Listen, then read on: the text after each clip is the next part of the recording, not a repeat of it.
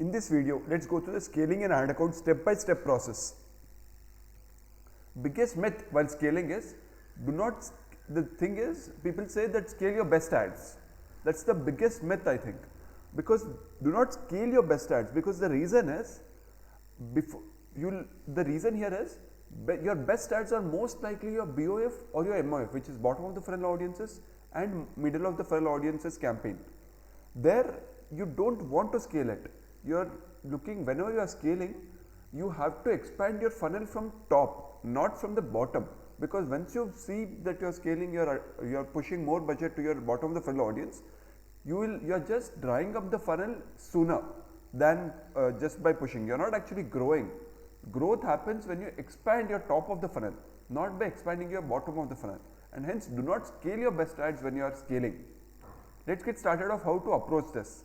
Before scaling, identify products to scale. This is the most important. Don't try to skip this, because what happens is, the easiest part of scaling is increasing the budget. That's the easiest part.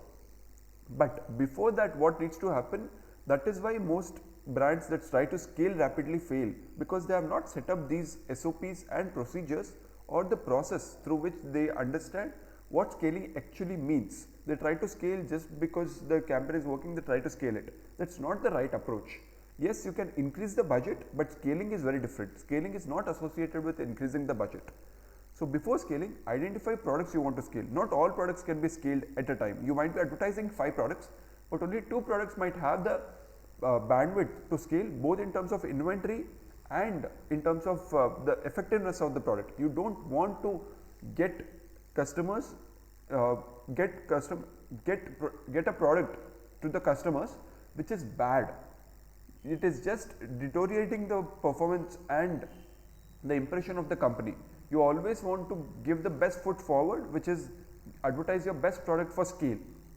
Then estimate the worst case scenario for scale. This is, you have to prepare yourself mentally that, okay, if the scale does not happen in a set timeline, then I will start reducing the budget, not in the hope of it might happen today, it might happen tomorrow. Don't hope that. It never happens. If it does not happen in a fixed timeline, it is likely not to happen even if you extend it for some time. Then assess when scaling growth is important and bail out ROAS. You have to decide whether in scaling you want the growth or the ROAS. Yes, both can be achieved, but you have to find a break even or a threshold for each one of these. Like, what's the break even for your growth and what's the break even for your ROAS, so that you have one at the break even and the other scaling rapidly. You have break even ROAS and scale the growth rapidly, or you have a constant growth while the ROAS is still hitting, which is your threshold mark. So monitoring of comments and engagement on ads starts to increase when you scale. So you'll have to employ a person or a team member, or you have to inform them that this is what will happen. Then increase the frequency of posting on your social media, because as more and more people view your ads, they are more likely to check out your page, your account. So start posting more so people understand that you are active, and start posting more about the product you are advertising, so that people can see the same product being advertised also, and same product even in your Instagram profile. Then the best way to scale rapidly is to go slow. This sounds very counterintuitive, but the best brands that have scaled rapidly is to go slow and build the momentum. You are compounding here and not being a linear growth like a rocket ship. You are trying to compound like a snowball. Then most important before scaling is build a forecast. Build a concrete forecast of what the timeline will be, what the audience is, what's the target, what's the unit economics, what are the products, what is the revenue you are targeting. Because when you build a forecast, it aligns your operations team for inventory and marketing team for the scale and growth and numbers. Because the marketing team cannot function when you don't have an inventory. So all alignment must be there. Then creative requirements will scale as you scale rapidly. So build at least 7 to 14 day new creative backup, which goes live even if something happens for 3-4 days. You have still a backup of creatives which still keeps going live. At least have 3 time tested concepts. I am not talking about iterations or creatives individually. I am talking about time tested concepts for each product you are advertising. For example, you are advertising a cream, then you know that when I talk about ingredients, when I talk about being natural, when I talk about being fragrance free, it resonates most with the audience, and it is time tested, and it has scaled good. It has given good results consistently. So these are the three concepts. Please note, I am talking about concepts here and not iterations of the creative. Iterations of the creative are not the best tool to grow or scale rapidly. You have to find concepts which are scalable, because you are trying to build an army of winners and not scale with a sole leader. Then what's the campaign structure for scaling? Create a separate scaling campaign, move the best creatives to that campaign. Now the question arises, what should you do with the current campaign? You should keep scaling it until you achieve the mark where you see a diminishing return. Keep scaling that also while you have another scaling campaign assigned. Then start an engagement campaign of your video views, or even you can even start a lower conversion event campaign. For example, instead of optimizing for purchase, you are optimizing for add to cart, view content, or search, or add of payment method. So that builds up your audience. If you note here, I am trying to build the top of the funnel here through these engagement campaigns, through these video view campaigns. Start to build the top of the funnel where you are making more and more people aware of it. Start to advertise on YouTube for awareness campaigns, or YouTube for even conversion campaigns, but at a lower scale of ROAS, target ROAS, maybe 200, instead of keeping it 200% ROAS, you're keeping it 120, 140, so that you are reaching out to more customers. Then you can track it down via view through conversions. Then increasing budget on campaigns and ad sets which are good to scale is always a good opportunity. Then test new assets in a separate campaign, mostly with broad targeting. Whenever you have a new asset, because I mentioned that creatives will scale here, creative requirements, don't try to push it all into a same campaign. Move it to a separate campaign and start testing it usually with a broad audience. But this is not a necessary, this is optional to test with a broad audience.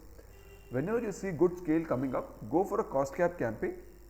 In case you have an efficiency drop, for example, your ROAS, target ROAS has dropped below the break even, then start scaling via cost cap campaign, where you have assigned a particular cost cap, usually 25% higher than your cost per purchase target, and then give them a budget, say 5k, 6k, 10k, 20k, or up to whatever you are scaling currently. That's per day budget I am talking about. So columns and reporting you need to focus on. COAC, revenue, contribution margin should be your primary focus. Note here, I am not talking about AOV while scaling. Unless we are very behind the target, I would look at AOV and conversion rate, because I want to get the customer at a particular cost, no matter the AOV is, at least for the initial part, because I know that the CAC I have decided is for a certain set of products and not for all products. So for each product I am scaling, I have to assign a particular CAC, though they might be buying a particular other item or a high value item also. So my target metric will be CAC, revenue and contribution margin. I will be looking at every day of the campaign. Then measure yourself to the forecast. That is why the forecast was written. Creative output should also be measured as to, is your creative team scaling, or is the efficiency of making good creatives dropping, because this usually happens. This happens with every team. That's not a big issue, but once you measure it, you can manage it and you can improve it. Unless you don't measure it, you can see that you are creating 10 creatives where you had good amount of 4 creatives that were successful, but you are now creating 50 creatives. Out of that, just 15 of them are successful, which is a bad metric, because you are dropping in efficiency and productivity of creating good creatives. So try to manage your creative hit rate also. Analysis and macro insights are necessary here. Constant analysis of creatives, audience should be necessary. Constantly keep talking to customers, because you are pulling in new set of customers, and look at macro insights. Don't be granular in terms of insights. Look at macro, that what kind of patterns are emerging when you are scaling, what kind of audiences you are attracting, what kind of products they are buying, how are they buying it, after how many days are they coming back. So look at all these macro insights so that it can help you directionalize your campaigns. Here direction will be more important in scaling than scaling rapidly. Direction, if you scale it slowly also, you will have a more compounding effect and successfully scale the growth. The sum up here is, the easiest part of scaling is increasing the budgets. So, and the hardest part is to actually hit the targets and actually keep scaling for a long time. Scaling for 1 week, 2 weeks is fairly easier and simpler. Scaling for a couple of months, several months together is the real deal. So hopefully this was helpful to you. Thank you for watching.